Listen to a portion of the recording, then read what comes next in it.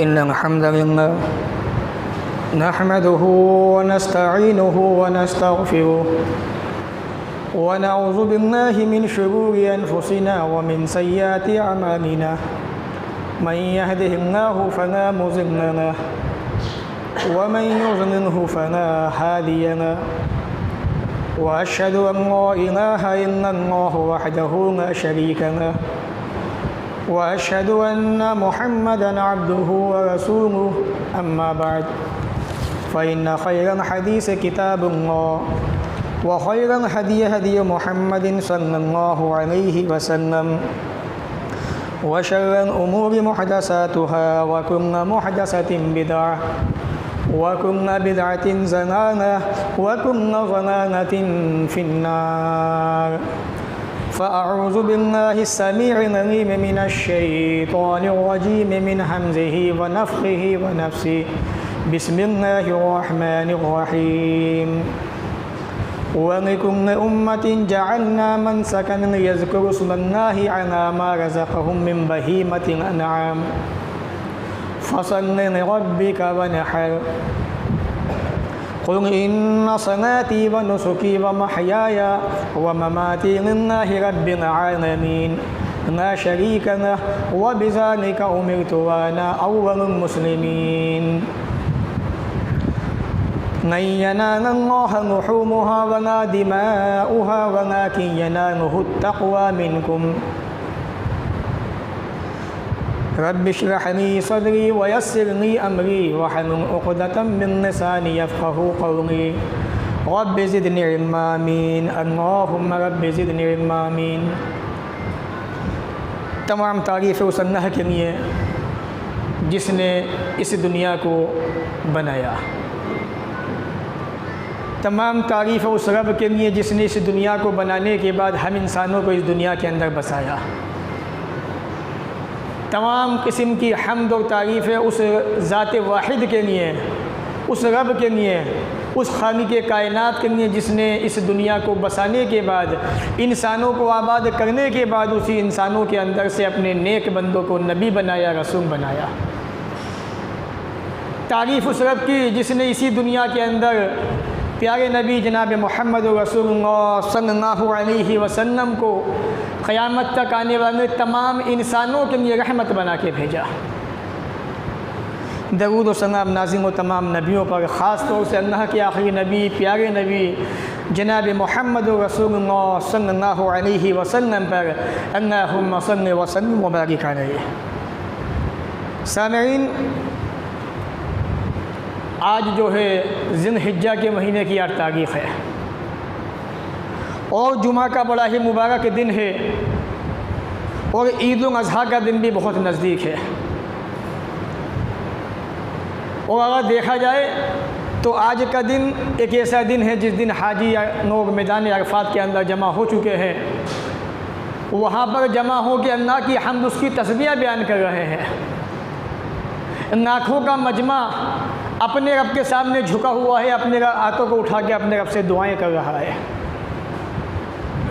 हकीकत यह है कि वो दिन ऐसा दिन है, अगर इंसान सच्चे दिन के साथ में अपने हाथों को रब के सामने उठा ले, रब से मांग ले, एक तरीक़ा अपना ले रब को राज़ी करने का, अल्लाह ताला उस इंसान को जन्नती बना देता है, उसके गुनाहों को माफ़ कर देता है। तो इंशाअल्लाह आज के इस जुमा के खुतबे के अंदर, चूँकि ज़िलहिज्जा का महीना है, ये क़ुरबानी के अय्याम चल रहे हैं, अल्लाह ताला को ये अय्याम, ये दिन सबसे ज़्यादा पसंदीदा है। इन दिनों के अंदर बचे हुए क़ुरबानी के चंद मसले इंशाअल्लाह आपके सामने रखूँगा और बात को ख़त्म करेंगे। सबसे पहले ये बात जहन में रखें कि किसी भी अमल के कबूल होने के लिए इस्लाम के अंदर नियत का दुरुस्त होना, अच्छा होना ज़रूरी है। नियत जितनी अच्छी होगी, अमल भी अल्लाह के यहाँ पे उतना ही काबिल कबूल होगा। नियत जितनी प्यारी होगी, जितनी अच्छी होगी, अल्लाह के यहाँ पे वो अमल उतनी ही ज़्यादा स्पीड के साथ में कबूल किया जाता है। अल्लाह रब्बुल आलमीन ने कुरान मजीद में इरशाद फरमाया, नहीं यनालल्लाह लुहूमुहा वला दिमाउहा वलाकिन यनालुहु तक़वा मिनकुम। ये क़ुरबानी के जानवर जो आज हम और आप ख़रीद रहे हैं और जिनको पालन पोस कर बड़ी मेहनतें कर रहे हैं, और पालन पोसने के बाद जो मोहब्बत एक जानवर से इंसान को हो जाती है और जानवर को जो इंसान से अपने मालिक से होती है, वो हम सब अच्छी तरह जानते हैं। जब उसकी जुदाई का वक्त आता है, उस जानवर को रब की बारगाह में पेश करने का वक्त आता है, बहुत सारे अल्लाह के बंदे ऐसे होते हैं जिनकी आंखों में आंसू होते हैं। और हकीकत ये है, तजुर्बा बताता है कि बहुत सारे जानवर जिन्हें हम महीने 2 महीने पालने, साल भर पाल लेते हैं, उन जानवरों की आंखों के अंदर भी आंसू देखे गए हैं, देखे जाते हैं। क्योंकि मालिक से जुदाई का वक्त आ चुका है, अल्लाह की बारगाह में कबूल ना कबूल होने का वक्त शुरू होने वाला है। तो ये जानवर जो अल्लाह की बारगाह में जाने वाले हैं, पेश होने वाले हैं, रब ने कुरान मजीद में फरमाया, नहीं यनालुहा वला दिमाउहा वलाकिन यनालुहु तक़वा मिनकुम। आपकी ये नियत, आपकी इस कुर्बानी को अल्लाह के यहाँ पे कबूल करवाएगी, ये बताएगी कि आपकी नियत के अंदर कितना फ़र्क है, आपकी नियत कितनी दुरुस्त है, कितनी अच्छी है। इसलिए रब ने फरमाया, नहीं यनालुहा, अल्लाह को न तुम्हारे जानवर का गोश्त पहुँचता है, वला दिमाउहा, न इनका खून पहुँचता है। उसे क्या ज़रूरत, वलाकिन यनालुहु तक़वा मिनकुम, लेकिन वो रब तो ऐसी ज़ात है, वो देखना चाहता है कि मेरा बंदा जो जानवर ख़रीद के लाया है, इसके सीने के अंदर, इसके दिल के अंदर तक़वा कितना है, ये कितना मेरी रज़ा चाहता है। जैसे अल्लाह ताला ने सूरह बय्यिना के अंदर, सूरह नंबर 98 के अंदर, आयत नंबर 8 के अंदर फरमाया, वमा उमिरू इल्ला लियअबुदुल्लाह मुख़लिसीन लहुद्दीन। अल्लाह रब्बुल आलमीन इखलास चाहता है तुम्हारे अमल के अंदर। तुम जो नेकियां करना चाहते हो, जो अच्छाइयाँ करना चाहते हो, उसमें इखलास चाहिए। इखलास क्या होता है, बेशुमार वाक़यात किताब और सुन्नत के अंदर मौजूद है। सही बुखारी का वो वाक़या, 3 आदमी एक रास्ते से जा रहे थे बनी इसराइल के अंदर, अचानक बारिश हुई, गार में फंस गए। तीनों ने अपने अपने नेक अमलों को अल्लाह की बारगाह में वसीला बनाया, इखलास को पेश किया। अल्लाह ताला को उनकी अदा पसंद आई, अल्लाह ने तीनों को माफ़ कर दिया और तीनों के मुश्किलात के जो दरवाज़े थे उन्हें खोल दिए, उन तीनों को आज़ादी मिल गई। तो अल्लाह ने फरमाया, नहीं यनालुहा वला दिमाउहा वलाकिन यनालुहु तक़वा मिनकुम। अल्लाह हमारे तक़वा को देखना चाहता है, दिनों की नियत को देखना चाहता है। एक जगह अल्लाह ने कुरान मजीद में फरमाया, सूरह अनआम के अंदर, सूरह नंबर 6 आयत नंबर 162-163 के अंदर, कुल ए नबी आप कह दीजिए, इन्ना सलाती, बेशक मेरी नमाज़ें तो हम पढ़ते नहीं, व नुसूकी, मेरी तमाम की तमाम इबादतें, मेरी क़ुरबानी, व महयाया, मेरी ये ज़िंदगी जो अल्लाह ने मुझे दी है, व ममाती, मेरी मौत आएगी, वो सब की सब लिल्लाहि रब्बिल आलमीन, उस अल्लाह के लिए है जो सारे जहाँ का पालनहार रब है। उसी की अमानत है, ये उसी ने दी हुई है, उसी के पास एक दिन जाने वाली है, ना शरीक है, ना उसका कोई साझी, कोई पार्टनर नहीं है। वह बेजाने का उम्र तो नबी को अल्लाह हुक्म दे रहा है, इसी बात का हमें हुक्म दिया गया है, और मैं अल्लाह का सबसे पहले फर्मा बरदार हूँ। यह आयत करीमा बताती है कि अमल के अंदर जितना इखलास होगा, उतना ही अमल अल्लाह की बारगाह में कबूल होगा। आप नमाज़ें पढ़ते हैं, अल्लाह की रज़ा होनी चाहिए। आप कुर्बानी करने वाले हैं, अल्लाह की रज़ा होनी चाहिए। आपकी ये ज़िंदगी अल्लाह की अमानत है, और एक दिन वो छीन लेगा आपसे, इसमें कोई शिकवा नहीं होना चाहिए। परवरदिगार तूने दी थी, तुम्हें नहीं निभाना है। तो कुर्बानी जो हम करने वाले हैं, इखलास जितना बेहतर होगा, उतना ये अमल अल्लाह की बारगाह में कबूल किया जाएगा। अल्लाह ने कुरान मजीद में फरमाया कुर्बानी के ताल्लुक़ से, वलिकुल्लि उम्मतिन जअलना मनसका, हमने हर उम्मत के अंदर कुर्बानी के तरीक़े मुतय्यन किए हुए हैं। ऐसा नहीं है कि अल्लाह ने हमसे कहा कि तुम ही कुर्बानी करो। हमसे पहले जितनी कौमें गुजरी हैं, आदम अलैहिस्सलाम से लेके रसूल अकरम जनाब मुहम्मद रसूलुल्लाह सल्लल्लाहु अलैहि वसल्लम तक, सब के अंदर कुर्बानियाँ मौजूद थी, तरीक़े अलग थे, कुर्बानी थी। हमारा तरीक़ा जो अल्लाह ने हमें सबसे आखिर में दिया, प्यारा तरीक़ा है, बेहतर तरीक़ा है, अल्लाह को राज़ी करने का एक आसान ज़रिया है। तो अल्लाह रब्बुल आलमीन ने हर उम्मत के अंदर कुर्बानी के तरीक़े मुतय्यन किए हैं। क्यों?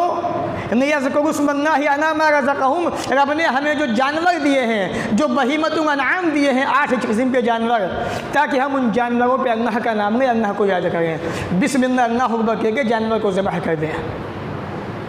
ये अल्लाह का हुक्म है। तो अल्लाह रब्बुल आलमीन ने इस आयत करीमा के अंदर तमाम इंसानों को जो क़ुरबानी कर सकते हैं क़ुरबानी का हुक्म दिया है कि हमने उम्मत में तरीक़े मुतय्यन किए हैं। अगर हकीकत में समाज का एक छोटा सा मुआयना किया जाए तो मेरे अपने अंदाज़े के मुताबिक लोग क़ुरबानी से भाग रहे हैं, लोगों को क़ुरबानी से वसीले मतलब बहाने ढूंढ रहे हैं। हमारे पास हालात नहीं है, इस बार हालात अच्छे नहीं हैं, इसलिए मैं अक्सर कहता हूँ नीयत अच्छी होगी तो इंशाअल्लाह हालात भी अपने आप अच्छे हो जाएंगे। आपकी इनकम आप महीने पे मान लीजिए आपका खर्चा कम से कम 15,000 से कम का क्या होगा, 20 से कम का तो है नहीं महीने पे, मोटी सी मोटी बात मैं आपको बता रहा हूँ। अगर आप अपने खर्चों में थोड़ी सी कमी कर लें,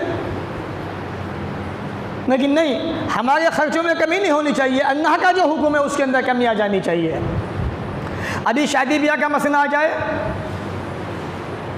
बच्चे से लेके बड़ों तक बूढ़ों तक अच्छे अच्छे कपड़े बनेंगे, और आप जानते हैं मार्केट में कितनी महंगाई है, अच्छी खासी महंगाई है, लेकिन वो आएंगे चाहे जहाँ से भी आए, जब वो आ सकते हैं शादी ब्याह के लिए। जबकि हकीकत ये है कि हर इंसान के पास आज के वक्त में इतने कपड़े मौजूद होते हैं, अगर वो चाहे तो एक शादी के बाद दूसरी शादी के अंदर वो कपड़े पहन सकते हैं, लेकिन हालात हमने अपनी ऐसी बनानी है कि नहीं, हर शादी में नया कपड़ा चाहिए, जबकि इस्लाम इसकी परमिशन नहीं देता है। लेकिन क़ुरबानी एक ऐसी चीज़ है जो साल में एक मरतबा आती है। हज़रत अब्दुल्ला इब्न उमर रज़ियल्लाहु तआला अन्हुमा के पास एक आदमी आया, कहा अब्दुल्ला ये क़ुरबानी क्या सुन्नत वाजिब है क्या है, मुझे बताओ। आपने कहा कि अल्लाह के नबी ने क़ुरबानी की है, तमाम मुसलमानों ने की है, तुम भी करो। उसने फिर सवाल कर दिया, कहा कि मैं पूछा सुन्नत है कि वाजिब है।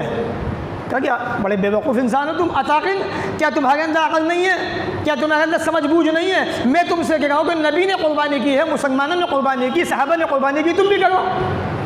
तो लोग बहाने तलाशते हैं, सुन्नत है कि वाजिब है, मुस्तहब है कि क्या है, मकरूह है, मबाह है क्या है, बचने के बहाने तलाशता है इंसान। और जहाँ अपना फ़ायदा होता है वहाँ तो आदमी अंदर तक घुस जाता है। तो क़ुरबानी के मसले के अंदर बहाने तलाशना या अपना दामन झाड़ना कि हम साहिब हैसियत नहीं है, ये हमारे पास इस बार जो है ऐसा है वैसा है, ये गलत है। कोशिश करें आप क़ुरबानी को अंजाम देने की, ये शरीयत का हुक्म है। ये साल में जो अमल एक मरतबा अल्लाह ने हमें दिया है, अगर उसमें भी कोताही करेंगे तो हमारे अंदर जज्बा कहाँ से पैदा हुआ क़ुरबानी का। तो इसलिए इसमें सुस्ती बिल्कुल नहीं होनी चाहिए। अल्लाह रब्बुल आलमीन ने बड़े अच्छे अंदाज़ के अंदर कुरान मजीद में इस बात को वाज़ेह किया है, समानियत अज़वाज मिन ज़ानी इस्नैन व मिन अल-माज़ इस्नैन। ये बहीमतुल अनाम जो अल्लाह ने 8 किस्म के दिए हमें, इनके क़ुरबानी अल्लाह की बारगाह में पेश कीजिए। आपके पास नहीं है, हालात मुनासिब नहीं है, इस बार थोड़ा हाथ टाइट हो गया, हो जाता है, वक्त हालात का कुछ पता नहीं है, लेकिन होते हुए बहाने तलाशना अल्लाह नियतों को जानता है। हालात नहीं है तो हिस्सा लेने की आप एक अलग बात है, लेकिन हालात हैं तो आप वही जानवर ज़बह करें जो अल्लाह ने मुतय्यन किए हैं कुरान मजीद के अंदर, सूरह अनआम के अंदर आयत नंबर 143-144 के अंदर आप उनको देखें। ये शरीयत का हुक्म है, और शरीयत के हुक्म के अंदर टाल मटोल करना, बहाने तलाशना, चेमिगोइयाँ करना आपके अमलों को बर्बाद कर सकता है। ये चीज़, ये अमल। सूरह मोहम्मद की आयत पढ़ें, सूरह नंबर 47 आयत नंबर 33, या अय्युहल्लज़ीना आमनू अतीउल्लाह व अतीउर रसूल वला तुब्तिलू अमालाकुम। ए ईमान वालों, हर हाल में अल्लाह की बात मानो, रसूल की इताअत करो, अगर नहीं मानोगे तो तुम्हारे अमाल बर्बाद हो सकते हैं, बल्कि हो जाएंगे। तो इसके अंदर सुस्ती करना बिल्कुल मुनासिब नहीं है। सूरह मोहम्मद की आयत हमें बताती है कि इंसान के अमल बर्बाद हो जाएंगे अगर आपने क़ुरबानी के अंदर बहाने तलाशे होते हुए क़ुरबानी नहीं की, क्योंकि रसूल की इताअत वाजिब है आपके ऊपर, बग़ैर रसूल की इताअत के कामयाबी नहीं मिल सकती आपको। बहरहाल क़ुरबानी हर इंसान को अल्लाह ने अगर ताकत दी है, पैसा दिया है, करनी चाहिए, इसके अंदर सुस्ती करना मुनासिब नहीं है। और जब क़ुरबानी की बात आती है, क़ुरबानी का मसला आता है, तो कभी कभी होता क्या है, सवाल भी आते हैं और लोग जो है अपने आप के अंदर मुफ्ती बनने लगते हैं। हालांकि हकीकत ये है कि एक आलिम की मौजूदगी के अंदर सामने वाला कितना भी पढ़ा लिखा क्यों ना हो, PhD क्यों ना हो, कितना बड़े ओहदे पे फाइज क्यों ना हो, एक आलिम के सामने उसकी हैसियत कुछ भी नहीं है। क्योंकि आलिम हदीसों का माहिर है, हदीसों को जानता है, किताब व सुन्नत को जानता है, किताब व सुन्नत का माहिर है, रसूल अकरम की सुन्नत को जानता है। और होता क्या है कि जी हमने फला से मसला पूछा था, उन्होंने तो ऐसा कहा है। किसी एक की राय दीन के अंदर हतमी और यकीनी नहीं होती है। देखा ही जाता है कि उम्मा के फतावे जो हैं, किस इंसान का फतवा किताब व सुन्नत के ज़्यादा करीब है, किताब व सुन्नत के ज़्यादा नज़दीक है। एक आदमी कहता है ये करो, एक आदमी कहता है कि मत करो, एक आदमी कहता है कि ऐसा करो, एक कहता है कि वैसा करो। तो हमें देखना ये है कि वहाँ पर क्या होना चाहिए। मिसाल के तौर पर सवाल भी आए, फ़ोन भी आए कि हमने सुना है कि गाँव के अंदर ईद की नमाज से पहले क़ुरबानी हो सकती है। उम्मा के फतवे मौजूद हैं। भाई फतवा किसने दिया, कहाँ से दिया? क्योंकि जी नहीं, बस वो सुना है हमने कि ऐसा होता है गाँव के अंदर। रसूल अकरम ने फरमाया फ़सल, अल्लाह ने कुरान मजीद के अंदर फ़सल ने रब्बी का बना, नमाज़ पढ़िए अपने रब के लिए, फिर क़ुरबानी कीजिए। और कुरान का ये हुक्म सब के लिए है, चाहे वो गाँव हो, देहात हो, शहर हो, कुछ भी हो। अल्लाह का ये कानून जो है सब के लिए है। ये लिहाजा ये कहना कि गाँव के अंदर क़ुरबानी नमाज इससे पहले करने, ऐसा नहीं हो सकता। जो आदमी फतवा देता है वो मुजरिम है, वो गुनहगार है, वो उन तमाम गाँव वालों की क़ुरबानी को बर्बाद करने का सबब है वो इंसान। क्यों? सही बुखारी किताबों में ज़रूर उठा के देखें आप। रसूल अकरम सल्लल्लाहु अलैहि वसल्लम ने नमाज़ पढ़ाई ईद की और आपने सलाम फेरा। सलाम फेरने के बाद आपने देखा कि कुछ ताज़ा गोश्त पड़ा हुआ है। आपने पूछा क्या है ये? या रसूल क़ुरबानी का गोश्त है ये, हमने क़ुरबानी की है। बाज़ रिवायत में आता है हज़रत अबू बकर रज़ियल्लाहु तआला अन्हु के खालू इन्होंने क़ुरबानी कर दी थी। तो आपने कहा लैसा मिनन नुस्क फ़ी शै, ये क़ुरबानी नहीं है, ये गोश्त है जो तुमने अपने घर वालों के लिए पेश किया है, तुम्हें क़ुरबानी का सवाब नहीं मिलेगा। अगर गांव देहात के अंदर क़ुरबानी होती तो रसूल अकरम कह देते तुम देहात के रहने वाले हो, कोई बात नहीं, तुम्हारे लिए जायज़ है, तुम शहर के रहने वाले हो, तुम्हारी क़ुरबानी नमाज ईद के बाद होगी। लेकिन क्या नबी ने ऐसा कहा? नहीं कहा। क्या नबी ने हुक्म दिया? नबी ने कह दिया कि क़ुरबानी हो ही नहीं तुम्हारी।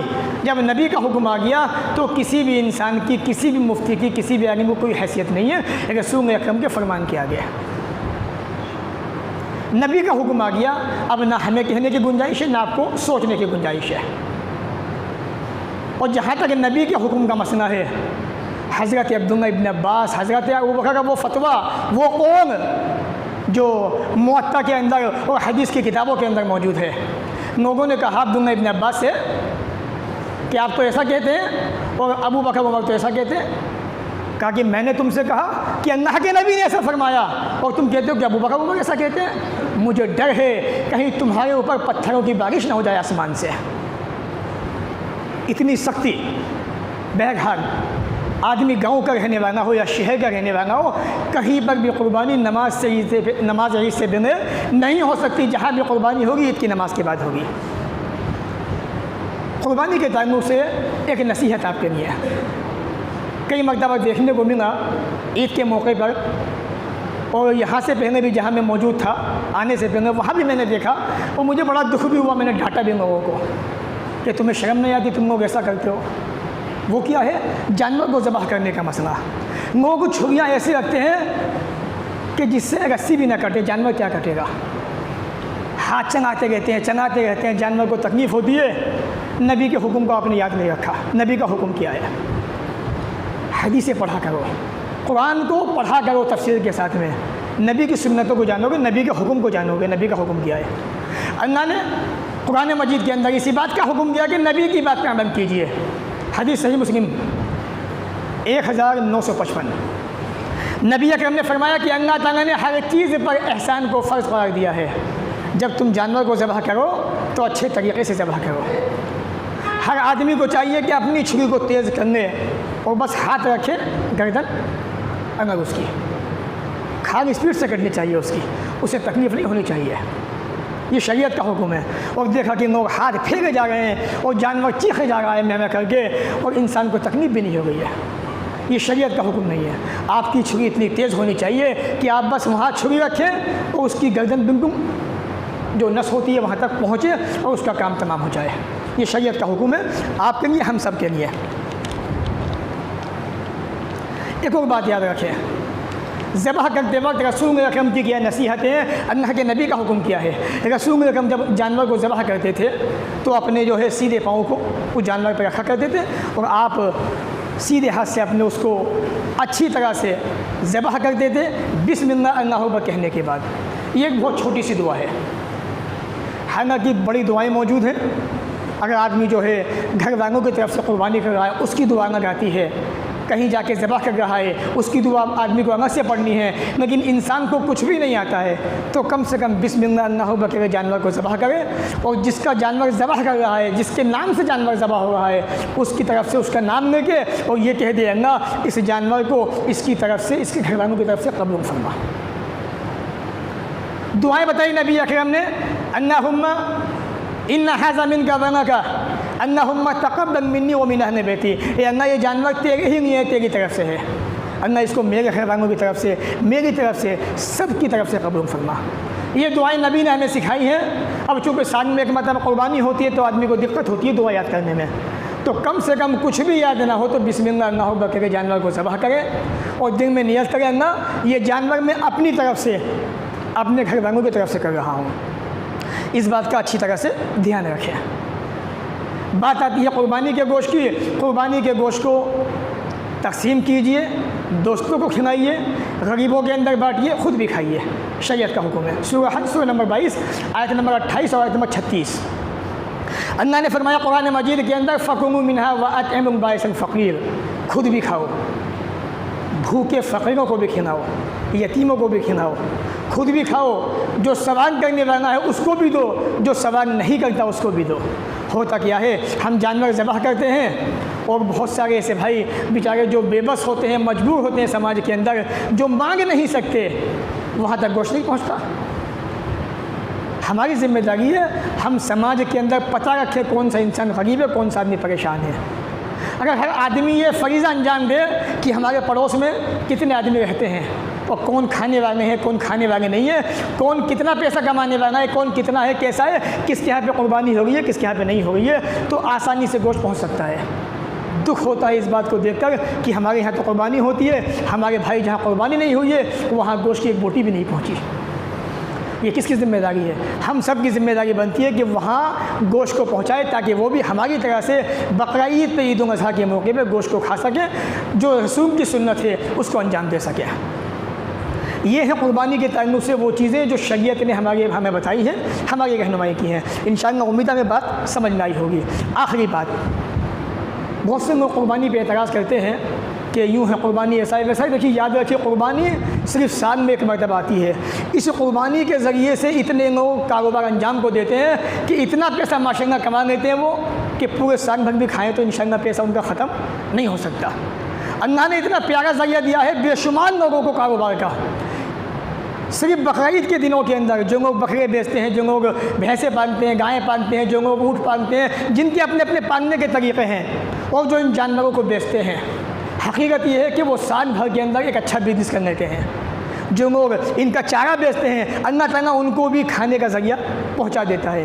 फिर सबसे बड़ी बात, समाज मुआशरे के अंदर जो गरीब तबका है, जिनको पूरे साल में कभी गोश्त नसीब नहीं होता, कुर्बानी के मौके पे इतना गोश्त उनको पहुंचाया जाता है, शायद ज़िंदगी के मौके में कभी उन्होंने इतना गोश्त इस्तेमाल किया हो, कभी खाया हो। ये इस्लाम का कानून है सिर्फ, बस दुनिया के किसी धर्म के अंदर कोई ऐसा सिस्टम मौजूद नहीं है जो इस्लाम ने मुसलमानों को, तमाम इंसानों को दिया हुआ है।